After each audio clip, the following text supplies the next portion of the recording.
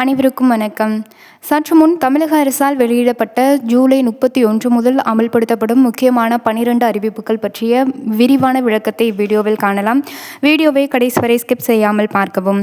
நமது சேனலை முதல் முறையாக பார்ப்பவராக இருப்பின் சேனலை சப்ஸ்கிரைப் செய்து கொள்ளுங்கள். பக்கத்தில் உள்ள பெல் ஐக்கனையும் கிளிக் செய்து கொள்ளுங்கள். வாங்க வீடியோக்குள்ளே போகலாம். முதல் அறிவிப்பு. ஆடிப்பெருக்கு ஆகஸ்ட் 3ஆம் தேதி மற்றும் வார விடுமுறை தினங்களை முன்னிட்டு சென்னையிலிருந்து இதர இடங்களுக்கும் மற்றும் பிற இடங்களிலிருந்து தினமும் இயக்கப்படும் பேருந்துகளுடன் கூடுதலாக சிறப்பு பேருந்துகள் இயக்க திட்டமிடப்பட்டுள்ளன. அதன்படி சென்னை கீழ்ப்பாக்கத்திலிருந்து பிற இடங்களுக்கு வெள்ளிக்கிழமை அன்று ஜூலை 31ஆம் தேதி 420 பேருந்துகளும், சனிக்கிழமை ஆகஸ்ட் 1ஆம் தேதி 330 பேருந்துகளும், ஞாயிற்றுக்கிழமை ஆகஸ்ட் 2ஆம் தேதி 270 பேருந்துகளும் இயக்க திட்டமிடப்பட்டுள்ளன.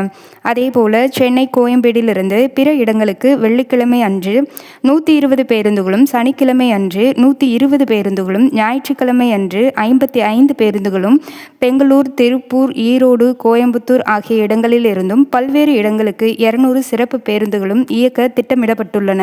மாதவரத்திலிருந்து வெள்ளி மற்றும் சனிக்கிழமைகளில் பிற இடங்களில் இருந்து ஒவ்வொரு நாளும் 45 சிறப்பு பேருந்துகளும், ஞாயிற்றுக்கிழமை 50 சிறப்பு பேருந்துகளும் இயக்க திட்டமிடப்பட்டுள்ளன. இதேபோல ஞாயிற்றுக்கிழமை சொந்த ஊர்களிலிருந்து சென்னை, பெங்களூர், கோயம்புத்தூர் போன்ற இடங்களுக்கு திரும்ப வசதியாக பயணிகளின் தேவைக்கு ஏற்ப அனைத்து இடங்களிலிருந்தும் ஞாயிற்றுக்கிழமை 420 சிறப்பு பேருந்துகள் என மொத்தம் 2025 சிறப்பு பேருந்துகள் இயக்க திட்டமிடப்பட்டுள்ளன என தெரிவிக்கப்படுகிறது. இரண்டாம் அறிவிப்பு. தனியார் பள்ளிகளில் கட்டண முறையை வெளிப்படைத்தன்மையுடன் வைக்க வேண்டும் என்று பலமுறை அறிவுறுத்தியும் சில இடங்களில் அவ்வாறு செய்யப்படுவதில்லை என புகார்கள் வருகின்றன.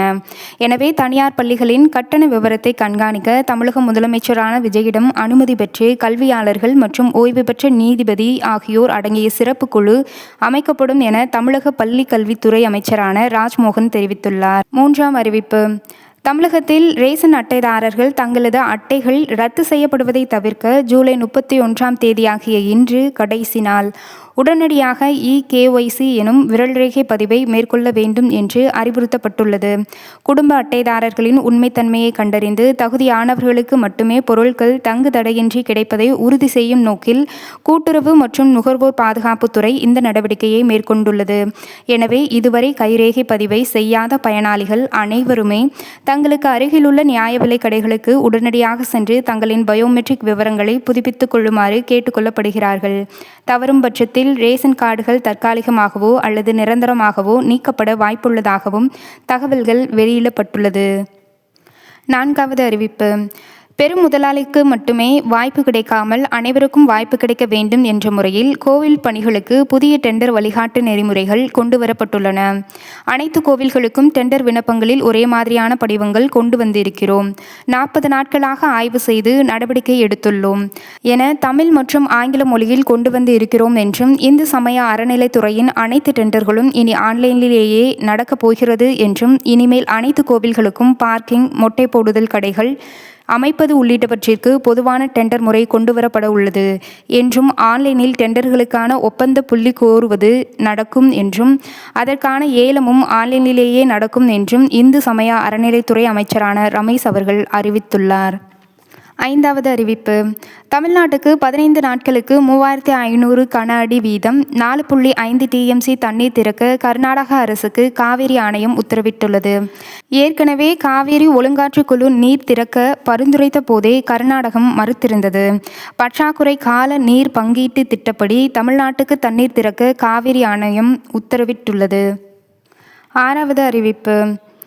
தமிழ்நாட்டில் எல் நினோ தாக்கம் பாதிப்பு குறித்து கண்காணிக்க சிறப்பு குழுவை தமிழ்நாடு அரசு அமைத்தது.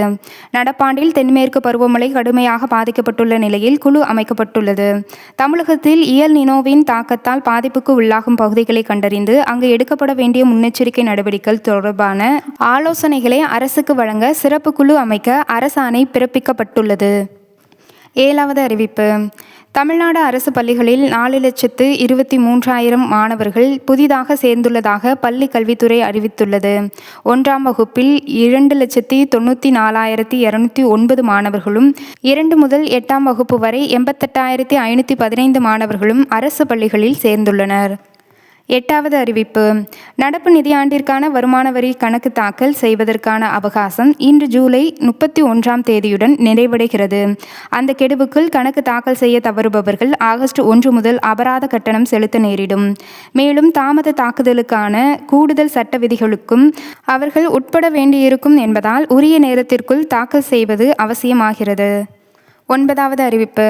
செங்கல்பட்டு மாவட்டம் செய்யூர் வட்டம் மேல்மருவத்தூர் ஆதிபராசக்தி கோவிலில் ஆகஸ்ட் 16ஆம் தேதி வெள்ளிக்கிழமை அன்று ஆடிப்பூர திருவிழா நடைபெறவுள்ளது.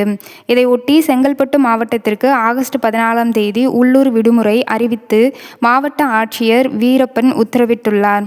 உள்ளூர் விடுமுறை நாளுக்கு பதிலாக ஆகஸ்ட் 29ஆம் தேதி சனிக்கிழமை அரசு அலுவலகங்களுக்கு பணி நாளாக அறிவிக்கப்படுகிறது என மாவட்ட ஆட்சியர் தெரிவித்துள்ளார். 10வது அறிவிப்பு. சென்னை எழும்பூர் ரயில் நிலையத்தில் நடைபெற்று வரும் மறுசீரமைப்பு பணிகள் காரணமாக சில ரயில்கள் தாம்பரம் மற்றும் மாமல்லபுரத்தில் இருந்து புறப்படும் வகையில் மாற்றி அமைக்கப்பட்டுள்ளது. இது தொடர்பாக தெற்கு ரயில்வே வெளியிட்டுள்ள செய்தி குறிப்பில் கூறியிருப்பது என்னவென்றால், தஞ்சாவூர் சென்னை எழும்பூர் இடையே இயக்கப்படும் உழவன் எக்ஸ்பிரஸ் ரயில் ஆகஸ்ட் 5ஆம் தேதி முதல் ஆகஸ்ட் 19ஆம் தேதி வரை தாம்பரத்தில் இருந்தே புறப்படும். தாம்பரம் ரயில் நிலையத்திற்கே வந்து சேரும். அதாவது ஆகஸ்ட் 5ஆம் தேதி தஞ்சாவூரிலிருந்து புறப்படும் உழவன் எக்ஸ்பிரஸ் ரயிலானது மறுநாள் காலை 3:45 மணிக்கு தாம்பரத்தை வந்தடையும். ஆகஸ்ட் 6ஆம் தேதி இரவு 11 மணிக்கு அங்கிருந்து புறப்படும். இதேபோல மங்களூர் சென்ட்ரல் சென்னை எழும்பூர் இடையே இயக்கப்படும் எக்ஸ்பிரஸ் ரயிலும் ஆகஸ்ட் 5ஆம் தேதி முதல் ஆகஸ்ட் 19ஆம் தேதி வரை தாம்பரம் வரையே இயக்கப்படும். ஆகஸ்ட் 6ஆம் தேதி இரவு 11:40 மணிக்கு தாம்பரத்தில் இருந்தே புறப்படும். மேலும் கொல்லம் சென்னை எழும்பூர் இடையே இயக்கப்படும் அனந்தபுரி எக்ஸ்பிரஸ் ரயிலும் ஆகஸ்ட் 5ஆம் தேதி முதல் ஆகஸ்ட் 19ஆம் தேதி வரை தாம்பரம் வரையே இயக்கப்படும். ஆகஸ்ட் 6ஆம் தேதி இரவு 8:20 மணிக்கு தாம்பரத்தில் இருந்தே புறப்படும். சேலம் சென்னை எழும்பூர் இடையே இயக்கப்படும் எக்ஸ்பிரஸ் ரயிலானது ஆகஸ்ட் 5ஆம் தேதி முதல் ஆகஸ்ட் 19ஆம் தேதி வரை தாம்பரத்துடன் நிறுத்தப்படும். மேலும் திருச்சி சென்னை இடையே இயக்கப்படும் மலைக்கோட்டை எக்ஸ்பிரஸ் ரயிலும் ஆகஸ்ட் 5ஆம் தேதி முதல் ஆகஸ்ட் 19ஆம் தேதி வரை மாமல்லபுரம் ரயில் நிலையத்துடன் நிறுத்தப்படும். ஆகஸ்ட் 7ஆம் தேதி முதல் ஆகஸ்ட் 21ஆம் தேதி வரை இந்த ரயில் நள்ளிரவு 1:25 மணிக்கு தாம்பரத்திலிருந்து புறப்படும். இதேபோல அகமதாபாத் திருச்சி வாராந்திர ரயிலானது ஆகஸ்ட் 6 மற்றும் 13ஆம் தேதி ரேணிகுண்டா திருத்தணி மேல்பாக்கம் காஞ்சிபுரம் செங்கல்பட்டு வழியாக மாற்றுப்பாதையில் இயக்கப்படுகிறது. ஆகஸ்ட் 9 மற்றும் 16ஆம் தேதிகளில் மீண்டும் அதே பாதை வழியாக திரும்பச் செல்கிறது.